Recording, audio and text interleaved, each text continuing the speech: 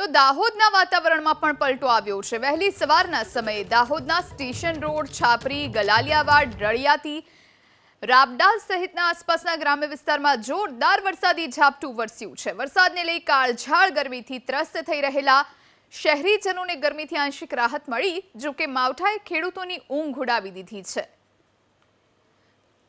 તો કમોસમી વરસાદથી ખેડૂતો ચિંતામાં મુકાયા છે। રળિયાતી, રાબડા સહિતના વિસ્તારોમાં વરસાદી માહોલ જોવા મળી રહ્યો છે। દાહોદ જિલ્લામાં પણ કમોસમી વરસાદે ખેડૂતોને ચિંતામાં મૂક્યા છે। સ્ટેશન રોડ, છાપરી, ગલાલિયાવાડ વિસ્તારમાં સવારે જોરદાર ઝાપટું વરસ્યું છે, જેના કારણે લોકોને ગરમીમાંથી રાહત ચોક્કસ મળી છે, પરંતુ ખેડૂતો હવે ચિંતામાં મુકાયા છે, કારણ કે તેમનો ઉનાળુ પાક આ માવઠાના કારણે ફેલ જાય તેવી શક્યતા।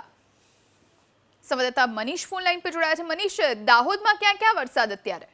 જરૂરથી દાહોદમાં વહેલી સવારથી વાદળનો પલટો જોવા મળ્યો હતો અને દાહોદ શહેર સહિત આસપાસના જે વિસ્તારો છે, ગલાલિયાવાડ, રાબડાલ, છાપરી સહિતના વિસ્તારો છે, ત્યાં કમોસમી વરસાદ અને માવઠું પડ્યું હતું, જેના કારણે ક્યાંક ને ક્યાંક જે કમોસમી વરસાદના કારણે જે ખેડૂતોમાં ચિંતા સેવાઈ હતી। જી, આભાર મનીષ માહિતી આપવા માટે।